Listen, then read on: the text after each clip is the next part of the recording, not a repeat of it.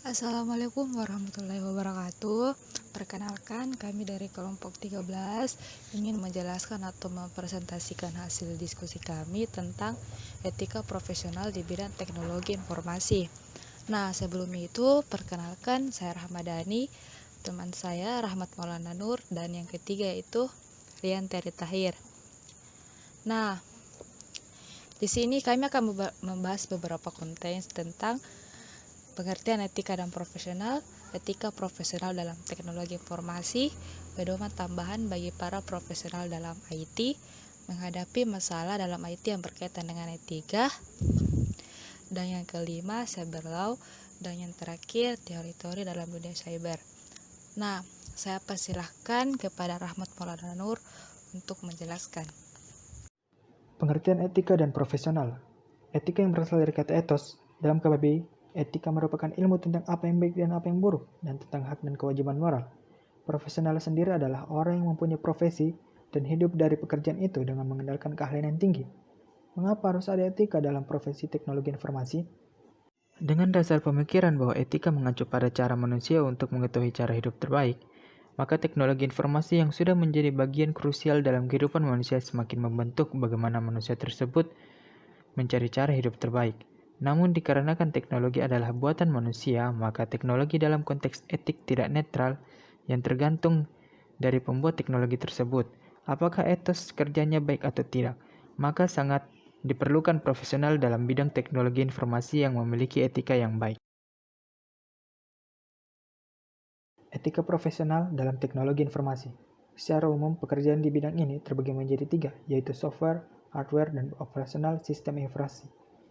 Software, mereka yang merancang sistem operasi, database maupun sistem aplikasi. Hardware, mereka yang mendesain perangkat keras dari sebuah teknologi. Operasional sistem informasi, mereka yang mengoperasikan sebuah sistem, baik dari sisi maintenance maupun manajemen. Sejarah dan perkembangan etika komputer. Generasi 1 pada era 1940-an, pada era ini telah dikembangkan mesin anti pesawat yang dapat melumpuhkan setiap pesawat yang melintas. Generasi kedua, meningkatnya pengguna komputer membuat Don Parker dari SRI International Menlo Park, California, melakukan penelitian terhadap pengguna komputer secara ilegal. Menurut Parker, hal tersebut terjadi karena kebanyakan orang mengabaikan etika dalam penggunaan komputer.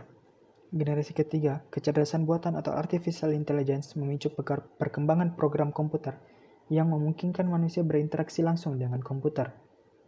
Generasi keempat, penelitian dan pelatihan etika komputer berkembang pesat mulai tahun 1990 hingga saat ini.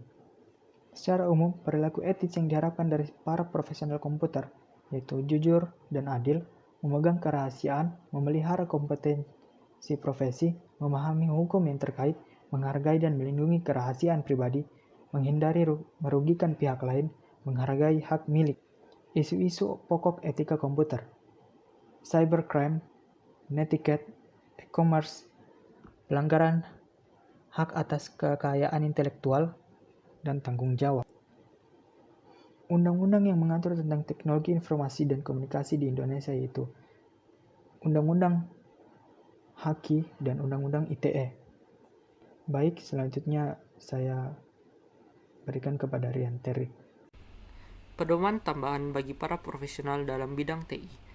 Yang pertama, pahami apa itu keberhasilan, terutama bagi pengembang dan pengguna sistem komputer. Kita harus melihat keberhasilan sebagai sesuatu yang melampaui sekedar penulisan kode program. Yang kedua, kembangkan untuk pengguna. Untuk menghasilkan suatu sistem yang berguna dan aman, pengguna harus dilibatkan dalam tahap-tahap pengembangan sistem. Yang ketiga, rencanakan dan jadwalkan dengan seksama. Memperhatikan kedetailan, lakukan dengan seksama dan hati-hati sewaktu membuat perencanaan dan penjadwalan proyek, serta juga sewaktu membuatkan penawaran. Yang keempat, mengkaji penggunaan kembali perangkat lunak. Jangan mengasumsikan bahwa perangkat lunak yang sudah ada itu termasuk aman, dengan kata lain tidak memiliki kekurangan, dan dapat langsung digunakan kembali tanpa dikaji. Yang kelima, melindungi. Pengguna perlu jaminan yang meyakinkan akan keamanan suatu sistem. Keenam, jujur. Jujur dan terbuka mengenai kemampuan, keamanan, dan keterbatasan dari perangkat lunak. Bagaimana dalam menghadapi masalah profesional yang terkait etika? Adapun hal-hal yang kita dapat lakukan yaitu sebagai berikut. Yang pertama itu brainstorming. Brainstorming merupakan sebuah konsep yang digunakan untuk mengeluarkan ide dari setiap anggota tim yang dilakukan secara terstruktur dan sistematis. Langkah-langkahnya itu yang pertama, daftarkan resiko, isu, masalah, dan akibat yang ada. Kedua, daftarkan pihak-pihak yang terlibat. Ketiga, daftarkan tindakan atau perbuatan yang mungkin. Hal yang kedua yang dapat dilakukan yaitu analisis. Tahapan pertama dari analisis itu, identifikasi tanggung jawab dari pembuat keputusan. Yang kedua, identifikasi hak-hak dari pihak-pihak yang terlibat. Ketiga, pertimbangkan dampak dari pilihan-pilihan tindakan terhadap pihak-pihak tersebut. Keempat, temukan pedoman dalam kode etik profesi Anda jika ada. Lalu, kategorikan tiap-tiap pilihan tindakan sebagai wajib secara etis, dilarang secara etis, atau dapat diterima secara etis. Sekarang kita akan beralih topik ke cyber law. Istilah hukum cyber diartikan sebagai padanan kata dari cyber law, yang saat ini secara internasional digunakan untuk istilah hukum yang terkait dengan pemanfaatan teknologi informasi. Di Indonesia sendiri, tampaknya belum ada salah satu istilah yang disepakati, di mana istilah yang dimaksudkan sebagai terjemahan dari cyber law. Misalnya, hukum sistem informasi, hukum informasi, dan hukum telematika atau telekomunikasi informatika. Kegiatan cyber, meskipun bersifat virtual, dapat dikategorikan sebagai tindakan dan perbuatan hukum yang nyata. Kegiatan cyber adalah kegiatan virtual yang berdampak sangat nyata, meskipun alat buktinya bersifat elektronik. Dengan demikian, subjek pelakunya harus dikualifikasikan pula sebagai orang yang telah melakukan perbuatan hukum secara nyata. Nah, mengapa cyber law sangat dibutuhkan? Cyber law sangat dibutuhkan karena kaitannya dengan upaya pencegahan tindak pidana ataupun penanganan tindak pidana. Apa saja ruang lingkup dari cyber law? Secara garis besar, ruang lingkup dari cyber law ini berkaitan dengan persoalan-persoalan yang berkaitan dengan internet atau aspek hukum dari yang pertama, e-commerce, kedua, trademark atau domain names, ketiga, privacy dan security on internet, keempat, copyright, kelima, defamation, keenam, content regulation, yang ketujuh itu dispute settlement, dan sebagainya. Ada 5 topik yang sering dibahas dalam cyber law. Yang pertama itu information security, menyangkut masalah keautentikan pengirim ataupun penerima, serta integritas dari pesan yang mengalir melalui internet. Yang kedua, online transaction, meliputi penawaran, jual beli, pembayaran sampai pengiriman barang melalui internet. Ketiga, rights in electronic information, mengenai hak cipta, hak-hak yang muncul bagi pengguna maupun penyedia konten. Keempat, regulation information content, sejauh mana hukum mengatur konten yang dialirkan melalui internet. Yang kelima, regulation online contact, tata krama dalam berkomunikasi dan berbisnis melalui internet, termasuk perpajakan, restriksi ekspor-impor, kriminalitas, dan yurisdiksi hukum. Apa saja komponen dari cyber law?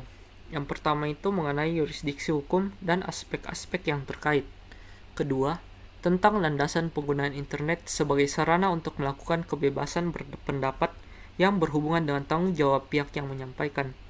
Ketiga, tentang aspek hak milik intelektual, di mana adanya aspek tentang paten, merek dagang rahasia yang diterapkan, serta berlaku di dalam dunia cyber. Keempat, tentang aspek kerahasiaan yang dijamin oleh ketentuan hukum, yang berlaku di masing-masing yurisdiksi negara asal dari pihak yang mempergunakan ataupun memanfaatkan dunia maya sebagai bagian dari sistem atau mekanisme jasa yang mereka lakukan. Kelima, tentang aspek hukum yang menjamin keamanan dari setiap pengguna internet. Keenam, tentang ketentuan hukum yang memformulasikan aspek kepemilikan dalam internet sebagai bagian dari nilai investasi yang dapat dihitung sesuai dengan prinsip-prinsip keuangan ataupun akuntansi.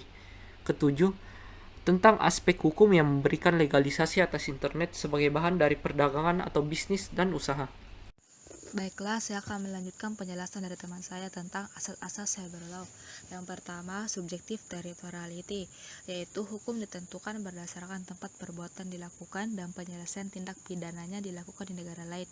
Yang kedua, objektif territoriality, yaitu hukum yang berlaku adalah hukum di mana akibat utama perbuatan itu terjadi dan memberikan dampak yang sangat merugikan bagi negara yang bersangkutan.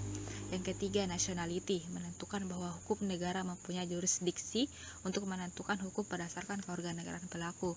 Yang keempat, passive nationality, menekankan jurisdiksi berdasarkan kewarganegaraan korban. Yang kelima, universality, yaitu hukum yang berhak untuk menangkap dan menghukum para pelaku pembajakan. Yang terakhir, protective principle, menyatakan berlakunya hukum didasarkan atas keinginan negara untuk melindungi kepentingan negara dari kejahatan yang dilakukan di luar wilayahnya. Teori-teori dalam dunia cyber. Yang pertama, the theory of the uploader and downloader. Teori ini yaitu negara dapat melarang dalam wilayahnya kegiatan uploading dan downloading yang diperkirakan dapat bertentangan dengan kepentingannya. Yang kedua, the theory of law of the server. Pendekatan ini memperlakukan server di mana web page secara fisik berlokasi. Dan yang ketiga, the theory of international space, yaitu ruang cyber dianggap sebagai default space, yang menjadi analogi adalah tidak terletak pada kesamaan fisik melainkan pada sifat internasional, yakni sovereignty equality. Studi case yang pertama kami ambil yaitu ransomware. Ransomware adalah bentuk dari suatu malware atau malicious software yang akan mengenkripsi sebagian atau seluruh file korban. Kemudian pembuat malware akan menuntut tebusan dari korban untuk mengembalikan data ke bentuk semula. Adapun sejumlah vektor yang dapat diambil oleh ransomware untuk mengakses komputer. Salah satu sistem yang paling umum adalah phishing spam kepada korban dalam email. Beberapa bentuk ransomware lain yang lebih agresif yaitu seperti NotPetya, mengeksploitasi celah keamanan untuk menginfeksi komputer tanpa harus menipu pengguna. Studi case kedua yang kami ambil yaitu adalah carding. Carding adalah bentuk kejahatan di dunia maya di mana pelakunya berbelanja dengan menggunakan nomor dan identitas kartu kredit milik orang lain. Praktik carding ini sangat merugikan bagi para pemilik kartu kredit yang dicuri datanya.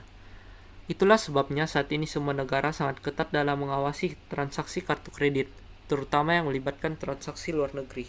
Pada dasarnya ada dua jenis model transaksi carding. Yang pertama itu card present, transaksi dengan menggunakan kartu fisik dengan alat EDC atau Electronic Data Capture. Pada jenis ini, pelaku menggunakan teknik skimming dengan alat card skimmer.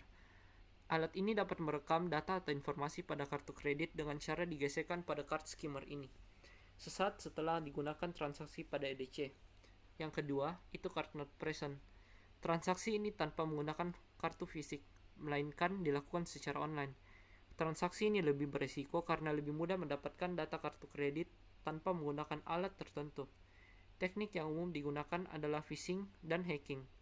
Phishing adalah cara dengan menyamar menjadi pihak yang dipercaya untuk mendapatkan informasi. Teknik lainnya adalah hacking, yaitu dengan cara mengeksploitasi celah keamanan pada suatu website e-commerce pada layer database untuk mendapatkan data kartu kredit korban. Sekian dari kelompok kami, lebih dan kurangnya mohon dimaafkan, dan kami ucapkan terima kasih. Wassalamualaikum warahmatullahi wabarakatuh.